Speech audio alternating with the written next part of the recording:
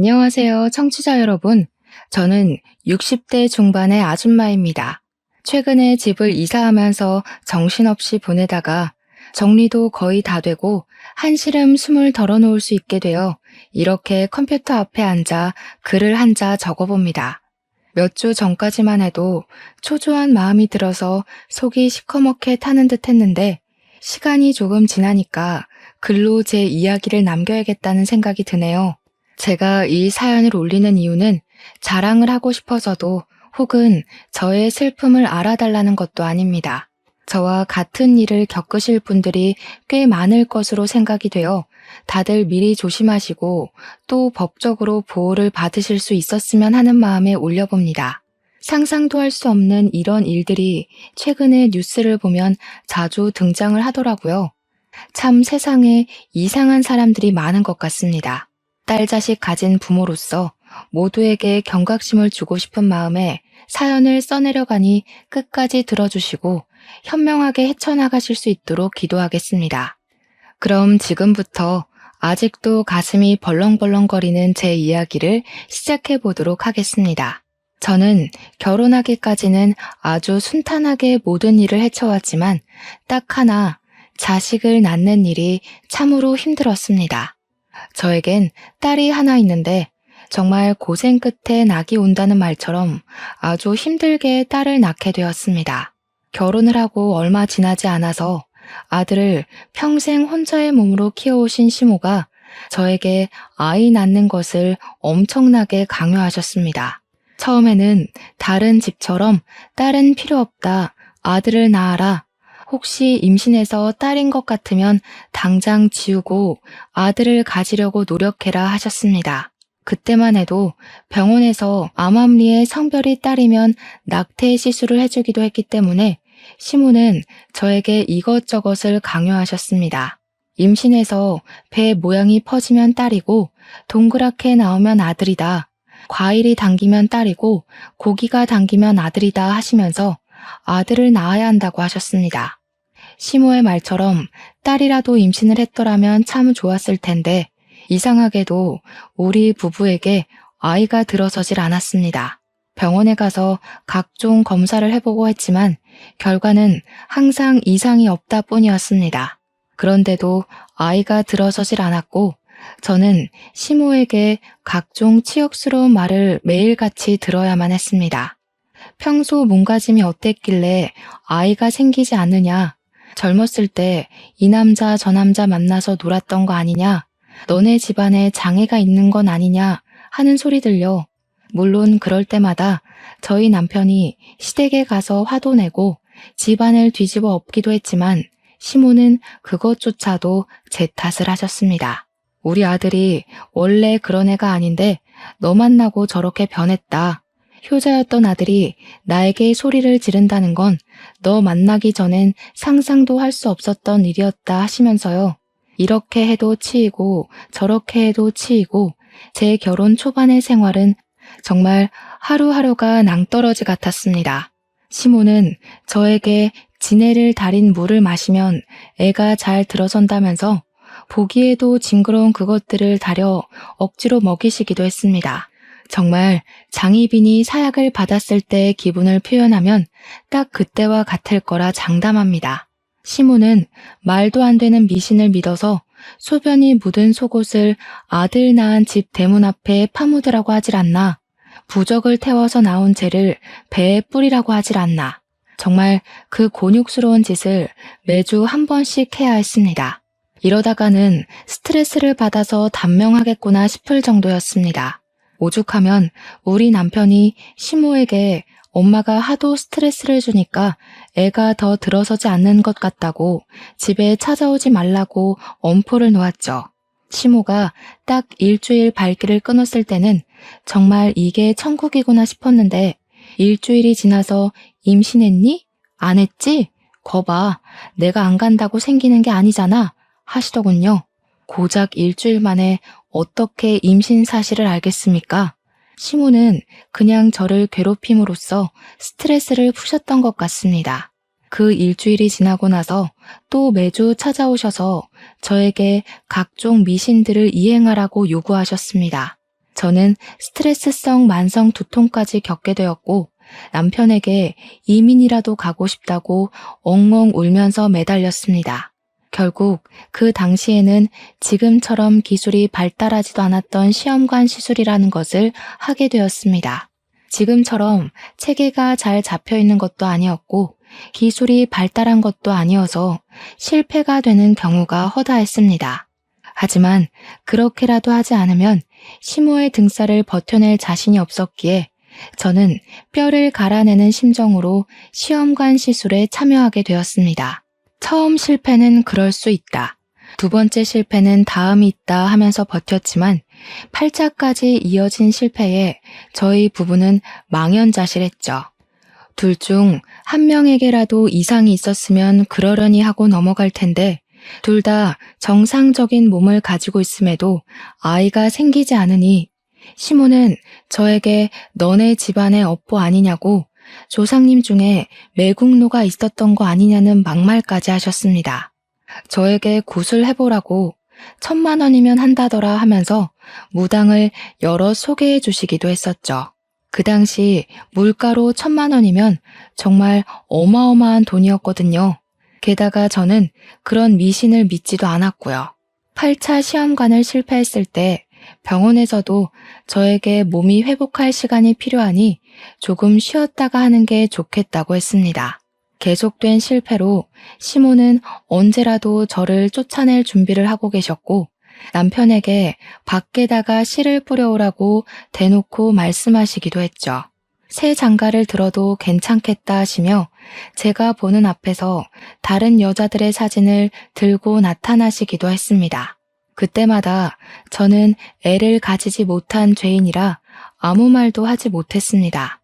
우리 남편이 담배를 뻑뻑 피워대며 시모에게 난리를 쳐주었기에 부부관계를 유지할 수 있었습니다.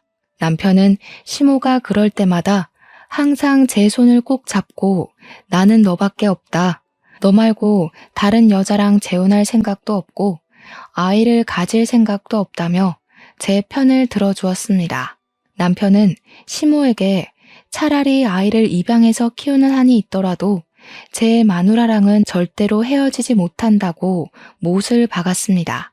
시모가 입양이 무슨 소리냐고 절대 안 된다. 우리 아들의 씨를 남겨야 한다고 바락바락 악을 쓸 때에도 남편은 든든한 벽이 되어 주었습니다. 남편이 출근해 있는 시간에 시모가 찾아오거나 전화를 하면 어쩔 수 없었지만 남편이 저와 함께하는 시간 동안만큼은 든든했죠. 제가 이 지옥 같은 시집살이를 겪으면서도 버틴 건 오로지 남편 하나 때문이었습니다.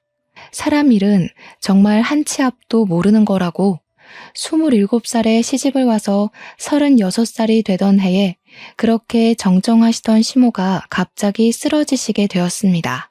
그 전날까지도 저에게 거머리 같은 년이라고 당장 짐 싸서 나가라고 호통을 치셨던 시모였는데 말이죠. 친구들이랑 등산을 가셨다가 산 중턱에서 뇌출혈이 와서 갑자기 쓰러지신 겁니다. 친구분들이 어찌어찌 119에 신고를 했지만 당시에 휴대폰이 있었던 것도 아니고 구급대원이 헬기를 타고 구조를 하던 시대도 아니었거든요. 구급대원이 도착하기까지 시간이 너무나도 많이 흘러버렸고 거기서 병원까지 가는 길도 지체가 되어 완벽하게 골든타임을 넘겨버리고 말았습니다. 신고를 하고 구급대가 도착하기까지만 해도 1시간이 훨씬 넘게 걸렸다고 하니까요.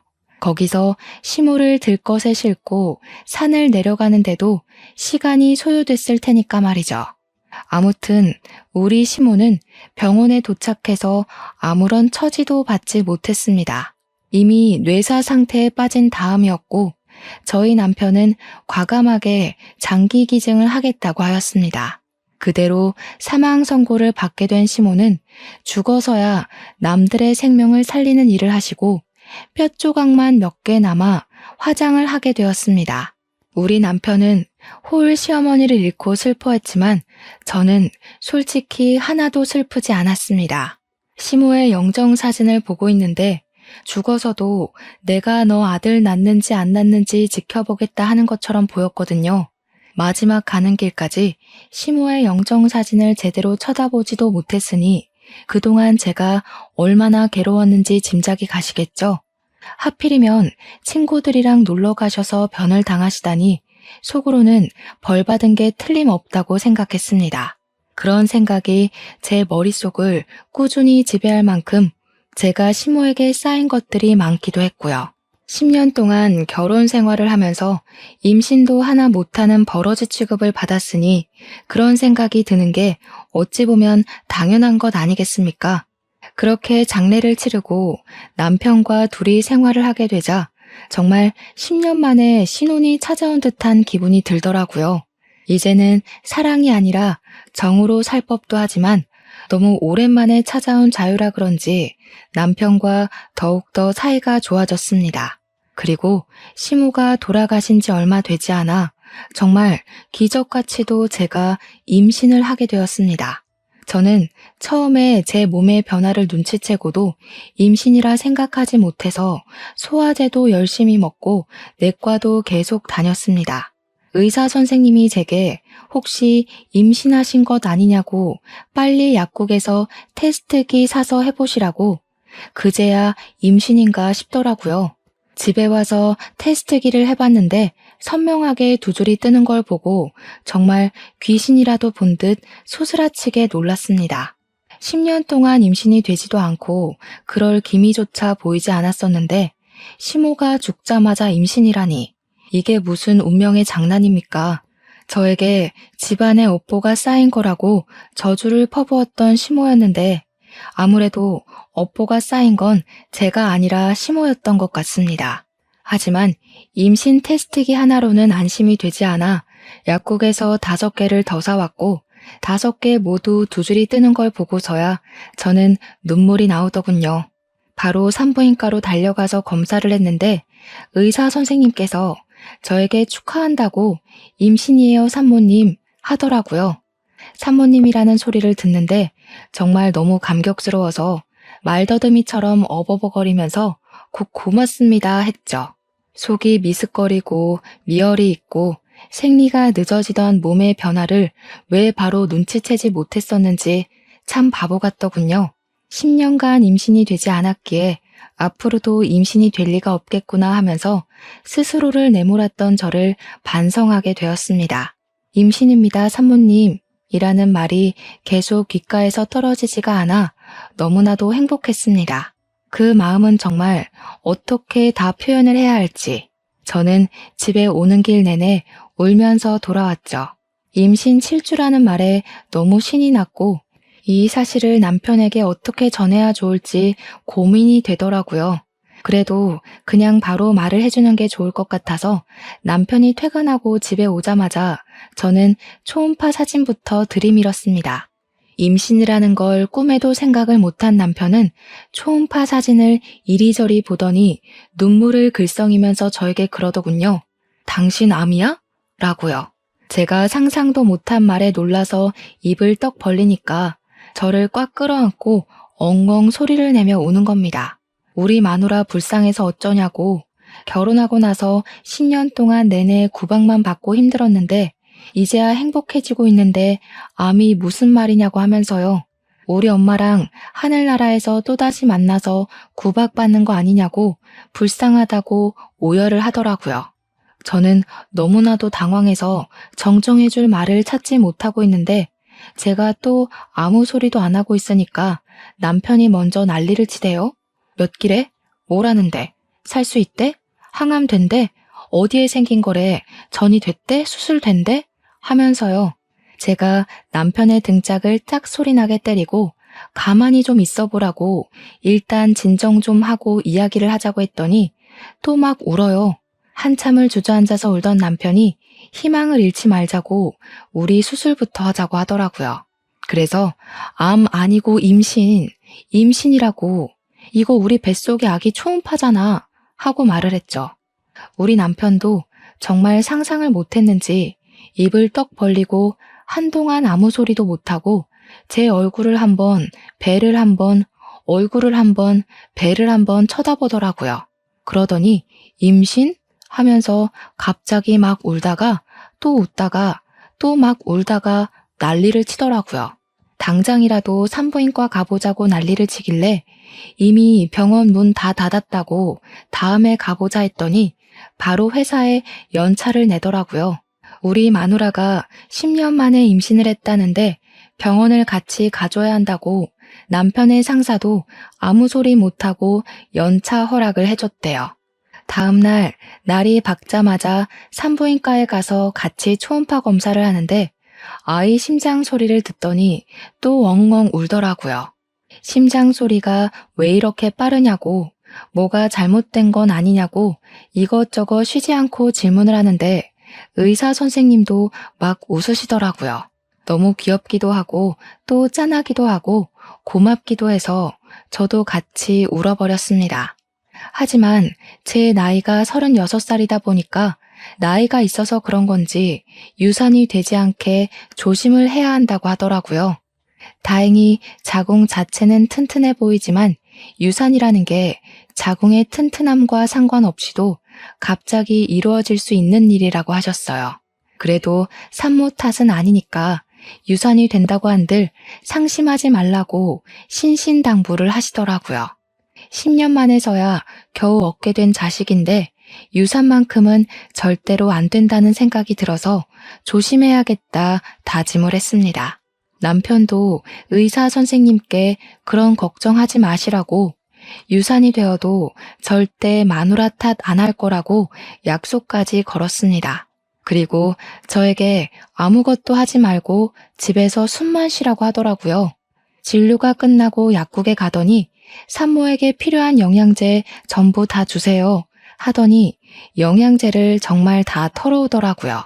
집에 돌아와서도 집안일에 절대 손대지 말라고 하더니 금이야 오기야 정말 저를 공주 대접을 해주었습니다.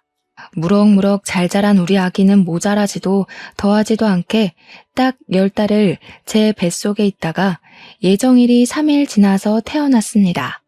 출산을 하던 그 순간에도 아픔보다는 우리 아이를 만난다는 기대감 때문인지 정말 하나도 아프지가 않았습니다. 그렇게 너무나도 예쁜 우리 공주님이 태어났고 남편과 저는 우리 공주님을 위해서 열심히 노력하기로 약속을 했습니다. 무슨 일이 생겨도 우리 공주 편을 들어주자고 부족함 없이 모자람 없이 키우자고 다짐을 했습니다. 우리 공주의 첫 뒤집기, 걸음마, 엄마 아빠 하고 부른 그날 첫 어린이집 입소부터 고등학교 졸업까지 정말 모든 순간을 함께 나눴습니다. 매일같이 사진을 한 장씩 찍었고 앨범이 수십 개가 나올 정도로 사진을 찍어 채웠습니다. 우리 딸이 수능을 보던 날 정말 만감이 교차하더라고요. 언제 이렇게 컸는지 이 시험이 끝나면 우리 딸이 성인이 되는구나 싶어서요. 그날 하루 종일을 기도하는데 마음이 먹먹하면서도 대견하더라고요. 제가 오죽하면 하늘에 있는 우리 시모한테까지 기도를 올렸다니까요. 모르는 문제가 나오면 답이라도 찍어달라고요. 우리 딸은 수능을 생각보다 잘 치렀고 원하던 대학과 원하던 유아교육과에 입학을 할 수 있게 되었습니다. 평소에 아이들을 보면 사족을 못 쓸 정도로 예뻐했었던 딸이었기에 딱 어울리는 과에 진학을 했구나 싶어서 대견했습니다. 학교 생활도 모자람 없이 최선을 다해서 했고 졸업을 하고 나서 열심히 준비를 한 덕분에 취직까지 일사천리로 할 수 있었습니다. 동네에서 멀지 않은 지역에 있는 어린이집에 출근을 하게 되었는데 처음에는 출근하는 게 너무 즐겁다던 딸의 반짝반짝함이 서서히 빛을 잃어가더라고요. 딱 봐도 풀죽도 못 얻어먹은 사람처럼 녹초가 되어서 집으로 돌아오는데 표정이 너무나도 좋지 않았습니다. 처음에는 그래, 사회생활하다 보면 이런 날도 저런 날도 있는 거지 하면서 넘겼는데 그게 한 달이 넘게 지속이 되더라고요. 저는 참지 못하고 딸에게 무슨 일이 있냐고 물어보았고 딸은 저에게 요즘 엄마들이 왜 이렇게 극성인지 모르겠다면서 신세한탄을 하더라고요. 이야기를 들어보니까 어린이집에서 놀다 보면 아이들끼리 싸우는 일도 있긴 하지만 혼자 놀다가 넘어져서 다치는 일도 많지 않겠습니까? 아무리 선생이 아이들을 돌본다고 해도 1대1로 케어를 할 수 있는 시스템도 아니고요. 반 아이 한 명이 안짱다리라서 잘 넘어지는 친구가 있는데 그 친구가 넘어져서 팔에 멍이 들었다고 하더라고요. 그래서 알림장에 팔에 멍이 들었다고 적어서 보냈더니 하원할 때 그 딸아이의 엄마가 와서는 우리 딸에게 난리를 쳤다고 하더라고요. 선생이 애를 제대로 안 보니까 멍이 들 정도로 다친 거 아니겠냐고, 도대체 돌봄 시간에 뭘 하는 거냐고 따졌대요. 자기 애만 집중적으로 관리하고 지켜보라고 하면서 말이죠.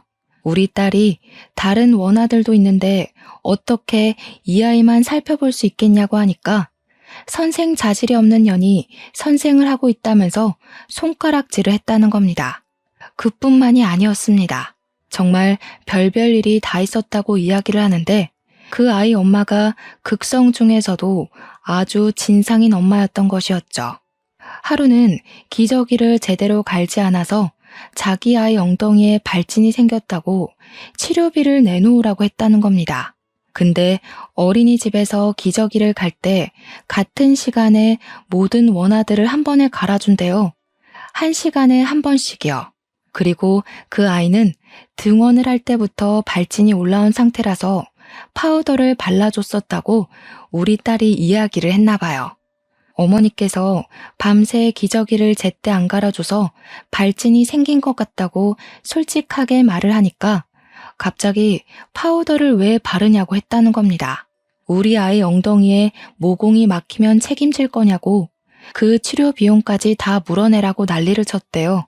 자기 아이가 다쳤을 때는 어린이집에 찾아와서 년년거리면서 삿대질을 하고 자기 아이가 다른 친구를 핥히었을 땐 애들끼리 그럴 수 있는 거 아니냐면서 어물쩍 넘어가고 저희 딸이 그 아이 엄마한테 다른 친구 부모한테 사과라도 하셔야 하지 않겠냐 하니까 뭘 이런 걸로 사과를 하라고 하냐면서 따지더래요.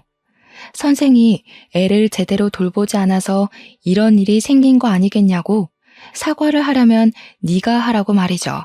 그거 말고도 우리 아이는 우유 줄 때 꼭 따뜻하게 데워서 주라고 하질 않나. 딸기가 간식으로 나오면 딸기는 잘 안 먹으니까 메론으로 주라고 하질 않나. 급식에 미역국이 나오는 날에는 국 먹다가 미역이 목에 걸리면 어떻게 할 거냐고 따지고 그랬대요.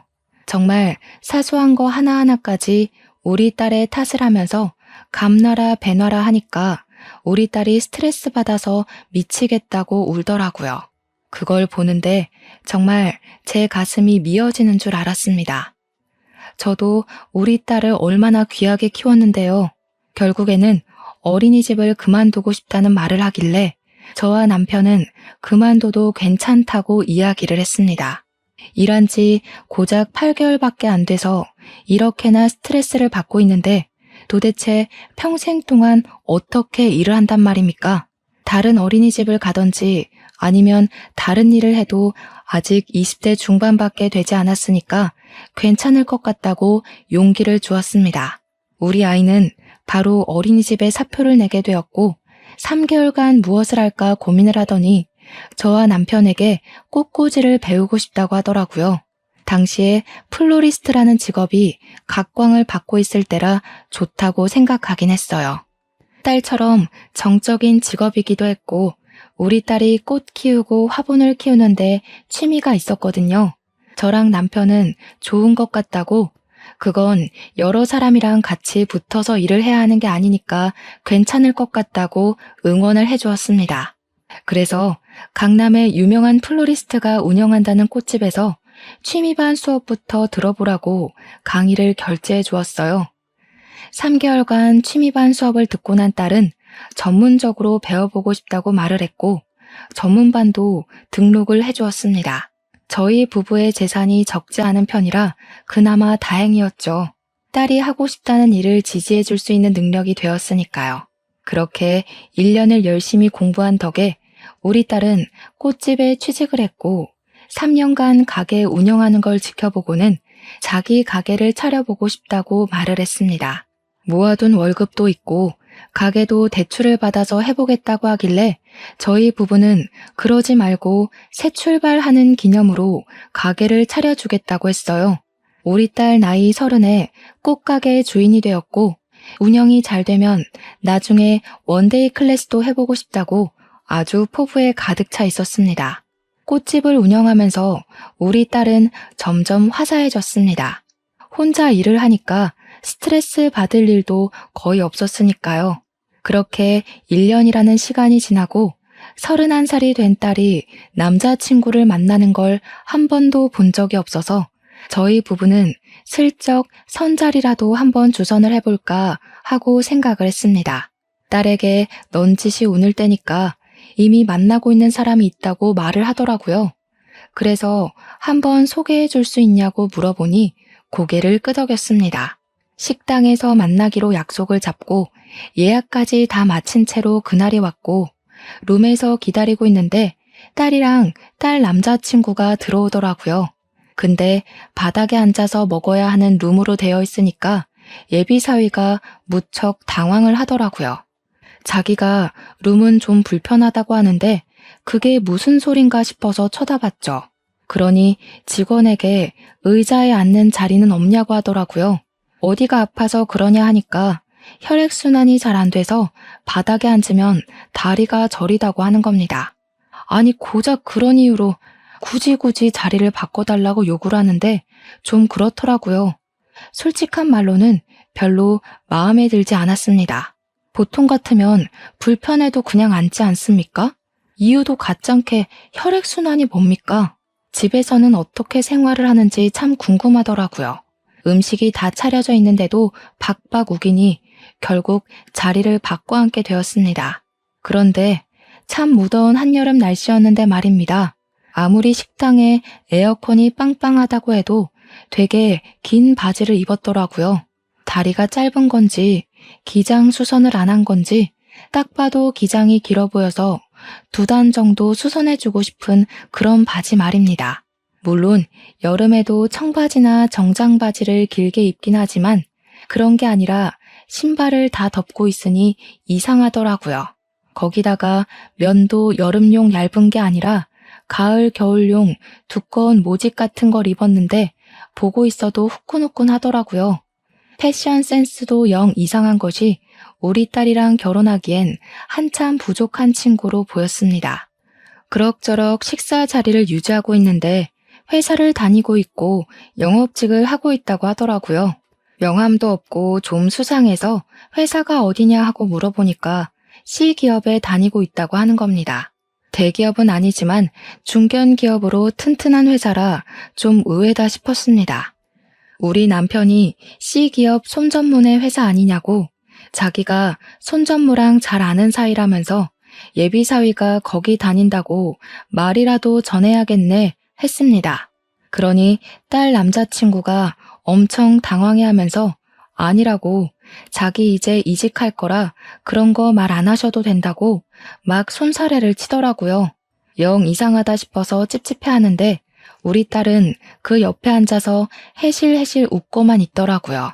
식사가 끝나자마자 그만 일어납시다 하고 계산을 하려고 하는데 활용점정으로 계산대 앞에 있던 웬 조폭 같은 남자가 예비사위를 보고 아는 체를 하는 겁니다. 너? 하면서 부르는데 반가운 게 아니라 조금 놀란 얼굴로 보였습니다. 진짜 엄청난 거구에 얼굴이 험상궂게 생긴 것이 누가 봐도 조폭으로 보이는 사람이었습니다. 무슨 말을 하려고 하는 것 같았는데 예비사위가 선수를 치더니 저희 부부에게 자기가 좀 알던 사람이라고 얼른 나가자고 장인어른 장모님 얼른요 하면서 보채더라고요. 제가 그 자리에서 우리 딸이랑 연애만 하는 줄 알았는데 너무 앞서가는 것 같다고 한마디 했죠. 우리 딸은 제 눈치를 보고 그 조폭 같은 사람도 저희 부부를 빤히 바라보더라고요. 확실히 인상이 나빠서 그런지 쳐다만 보는데도 무서웠습니다. 빨리 나가자고 성화인 예비사위를 따라 식당을 나왔더니 조심히 가세요 하더니 뒷공문이 빠지게 도망을 가더라고요. 집에 오는 길에 딸에게 저 남자가 아무래도 좀 수상해 보인다고 이야기를 했습니다. 회사를 다닌다는 것도 거짓말 아니냐고, 어떻게 영업직 직원이 명함 한 장 없을 수 있냐고, 너는 수상한 거 못 느끼겠니? 했죠. 그러니까 딸이 저한테 너무하다고, 어떻게 사람이 하는 말을 하나도 믿어주지 않을 수 있냐고 투정을 부리더라고요. 자기가 회사 앞에 찾아가서 만난 적도 있으니까 C기업에 다닌다는 말은 거짓말이 아닐 거라고 두둔을 하더라고요. 솔직히 그 건물에서 일하는 청소부일 수도 있는 거고 배달을 간 택배원일 수도 있는 거잖아요. 의심이 한번 생기니까 계속 꼬리에 꼬리를 물고 이어지더라고요. 택배기사나 청소부를 비할 의도가 있는 건 아니지만 굳이 직업을 숨기고 영업직이라고 하는 것도 이상하니까요. 거기다가 그 조폭 같은 남자의 얼굴이 자꾸 떠오르면서 영 찜찜하더라고요. 딸에게 그 남자랑 아는 사이인 것 같은데 이상하지 않냐고, 평소에 뭔가 이상한 기운 같은 거 없었냐고 하니까 딸이 정색을 하더라고요.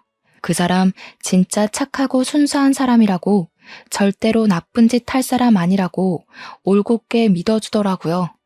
우리 딸이 연애하는 걸 본 적이 없어서 아마 첫사랑이라 더욱 애틋한가 보다 하는 생각이 들었습니다. 저는 딸에게 신신당부를 했죠. 만나는 것 가지고 잔소리를 할 생각은 없지만 피임을 잘했으면 좋겠다고요. 덜컥 임신이라도 하면 큰일 나는 수가 있다고 경고를 했습니다. 그러자 우리 딸 얼굴이 새빨갛게 달아올라서는 엄마 무슨 그런 소리를 아무렇지도 않게 하냐고 하더라고요. 그러면서 예비사위가 결혼 전까지는 자기를 지켜주겠다고 했다고, 그런 일 자체가 없다고 하더라고요. 아직 진도도 뽀뽀밖에 안 해봤다고, 제가 순수한 사람이라고 그랬죠?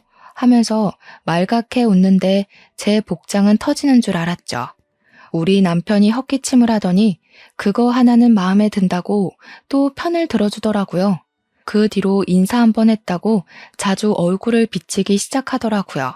딸 가게에 걸핏하면 나타나서 딸을 보고 가는데 그럴수록 제 의심은 깊어졌죠. 딸 가게랑 C기업이랑 거리가 꽤 멀었는데 일주일에 두세 번씩 오는 게 영 수상하지 않겠습니까? 회사에 있을 시간 아니냐고 물어보면 매번 외근 나온 김에 들린 거라고 하는데 무슨 영업직 직원이 지역 따라 움직이는 것도 아니고 말이죠. 매번 딸 가게 근처에서 미팅이 있는 건 아니지 않겠습니까? 하지만 증거가 없으니까 저도 꾹 참고 넘어갔죠. 그날은 딸 퇴근 시간에 맞춰서 같이 집에 가려고 꽃집에 갔는데 예비사회도 함께 왔더라고요.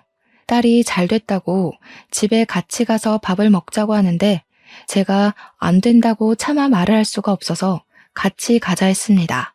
제 차에 태워서 우리 집으로 가는데 예비사위가 애가 자꾸 안절부절 가만히 있질 못하더라고요. 정신사납게 왜 그러나 싶어서 무슨 일 있냐고 하니까 자기가 갑자기 배가 너무 아프대요. 집에 거의 다 도착했으니까 조금만 참아보라고 이야기를 했는데 큰 길에 접어들고 지하철역이 보이니까 갑자기 차 문을 벌컥 열고는 저 여기서 내릴게요 하고 뛰어내리는 겁니다. 저랑 딸 모두 기겁을 했죠.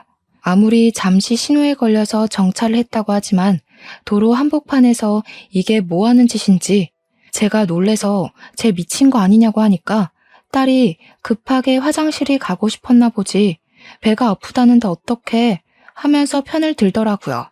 우리 딸도 진짜 큰일이다 싶었습니다. 그 뒤에도 꾸준히 만나길래 남편이 사이가 될지도 모르겠는데 좀 친해져 보는 게 좋겠다고 하더니 같이 테니스를 치러 가자고 했다더군요. 근데 글쎄 테니스가 아무래도 몸을 쓰는 운동이다 보니 복장을 가볍게 입잖아요. 또 어디서 말도 안 되는 긴 바지를 주워 입고 나타난 거죠. 바지 밑단이 길어도 너무 길어서 운동하는 내내 바지 밟고 넘어지지를 않나. 아무튼 우리 남편이 헛웃음을 지었다고 하더라고요. 긴 바지에 두꺼운 긴 양말까지 꽁꽁 싸매 신고 와서는 운동을 하는데 그게 잘 되겠습니까? 땀만 뻘뻘 흘렸대요. 남편이 운동이 끝난 뒤에 남자라면 같이 사우나도 가보고 해야 하지 않겠냐고 사우나에 가자고 했대요. 그러니까 자기는 밖에서 못 씻는다고 사람들 많은 목욕탕 가면 부끄러워서 싫다고 하더라는 겁니다. 땀 냄새가 진하게 나는데도 굳이 집에 가서 씻겠다고 가버렸대요. 저한테 남편이 와서는 조용하게 그놈 엄청 작아서 부끄러운가 본데? 하더라고요. 이야기를 듣는데 어찌나 기가 막히던지 하나하나 마음에 드는 구석이 없었습니다. 예비사위가 제 차에서 그렇게 뛰어내리고 남편이랑 테니스를 다녀온 이후에 뭐 이렇다 할 연락이 없더라고요. 남편 편에 전해서라도 그날 그렇게 뛰어내린 것에 대한 변명이 있을 줄 알았는데 아예 모르쇠로 일관하는 건지 그렇게 또 시간이 지난 어느 날 심상치 않은 기류가 흐르기 시작했습니다. 우리 딸이 이상하게 출퇴근을 할 때마다 불안한 기색을 보이더라고요. 무슨 일이 있구나 싶어서 딸에게 물어보니까 요즘 밖에서 누가 기웃기웃하는 것 같다는 느낌이 든다는 거예요. 착각인 줄 알았는데 시선도 느껴지고 누군가 뒤쫓아오는 소리도 들었다고 하면서 불안해 죽겠다고 하더라고요. 그래서 제가 며칠간 같이 출퇴근을 했는데 딸이 제가 사라지고 나면 또 누군가가 지켜보는 듯한 시선이 느껴진다고 자기가 예민한 건지 뭔지 모르겠다고 하더라고요. 하나밖에 없는 딸 신변에 문제가 생기면 큰일이니 가게 근처에 CCTV를 여러 개 달아두었습니다. 딸이 CCTV가 생기니까 안심하고 출퇴근을 했는데 며칠 뒤에 저에게 당장 가게로 와줄 수 있냐고 연락이 왔습니다. 놀래서 남편이랑 같이 가게에 갔는데 예전에 식당에서 만났던 그 조폭 같은 사람 기억나냐고 딸이 상기가 되어서 묻더라고요. 그래서 기억난다. 예비사위랑 뭐 아는 사이 같았던 그 사람 말이지 하니까 그 남자가 계속 가게 근처를 서성인다는 겁니다. CCTV를 보여주는데 기억이 확 나더라고요. 며칠 분의 CCTV를 전부 돌려봤는데 곳곳에서 그 사람이 딸 가게 근처를 배회하는 것이 고스란히 찍혀 있더라고요. 제가 딸에게 그랬습니다. 그놈 이상한 놈 같다고 하지 않았냐고 결국에는 이 사달이 나는 거라고 당장 헤어지라고 했죠. 근데 우리 남편이 그러더라고요. 요즘 데이트 폭력이다 뭐다 말 많은데 바로 헤어지면 어떤 보복이 올지 모르는 거 아니냐고요. 우리 딸은 막 벌벌 떨기 시작했죠. 혼자서 운영하는 가게이다 보니 무섭죠, 당연히. 그 뒤로 저랑 남편이 계속 번갈아 가면서 딸이랑 출퇴근도 같이 하고 최대한 가게에 있으려고 노력을 했습니다. 가게 근처에서 서성이는 그 남자를 찾아서 헤매기도 했고요. 예비사위는 여전히 가게를 찾아왔고 그럴 때마다 제가 탐탁지 않은 눈빛을 보내고 있었습니다.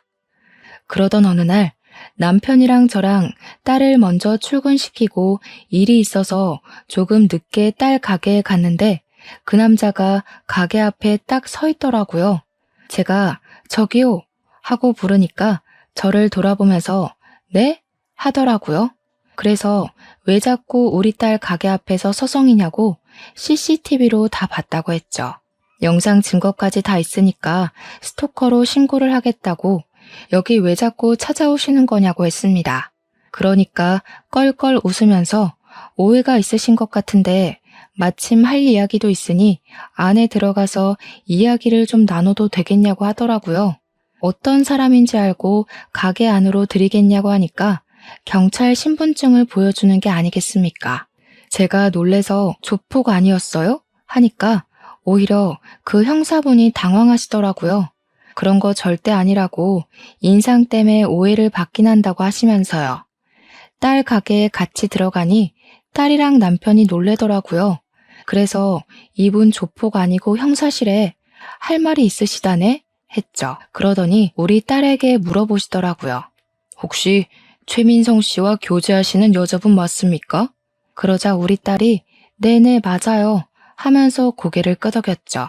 그때만 해도 남편과 저는 영문을 몰라서 가만히 있었습니다. 이런 일이 생길 줄은 꿈에도 모르고요. 제가 이 말을 해야 할지 말아야 할지 참 많이 고민했습니다. 그 새끼가 어떤 놈인지 알려드리는 게 맞는 것 같아서요. 혹시 그놈 전자발찌 차고 다니는 거 알고 계십니까? 그 말에 저와 남편은 물론이고 우리 딸까지 아무 말도 못하고 형사분의 얼굴만 바라보았습니다. 도저히 믿어지지가 않는 말이었죠. 발목 보신 적 없으시죠? 전자발찌 차고 있습니다. 아동 음란물 소지하고 성추행을 저질러서 징역을 살다 나와 전자발찌 2년을 구형받았습니다. 이제 곧 해제를 할 때가 됐는데 우연치 않게 식당에서 만난 거죠. 장인 장모라고 부르길래 놀래서 며칠 미행을 하며 지켜보다가 따님분 가게를 알게 됐고 아직 결혼까진 하지 않았지만 곧 할 사이로 보여서 말씀드리려고 찾아온 겁니다. 그 자식 징역을 처음 산 것도 아닙니다. 완전 성도착증 환자예요. 성범죄로 얻은 전과가 14범입니다. 14범. 그래서 지켜준답시고 옷을 벗을 수가 없으니까. 우리 가족은 모두 경악에 가득 차서 표정 관리를 할 수가 없었습니다. 손을 벌벌 떠는 딸을 보고 얼마나 가슴이 미어지던지 형사님이 딸에게 명함을 주면서 위험하면 연락을 달라고 그 자식이 강약 약강의 표본이라고 말을 하셨죠. 저희 딸에게 어떤 해코지를 할지 모르니까 자기가 며칠 더 지켜보겠다고 하루빨리 정리하라고 하더군요. 저랑 남편도 형사님 말을 듣는 게 좋을 것 같다고 하니 딸이 고개를 끄덕였습니다. 저희 셋은 형사님의 말에 아무 말도 못하고 충격 속에서 빠져나오지 못하고 있었는데 그 순간 예비사위가 태연하게 가게에 들어오더라고요. 저기 나왔어 하고 들어오다가 떡하니 앉아있는 형사님의 얼굴을 보고 사색이 되더라고요.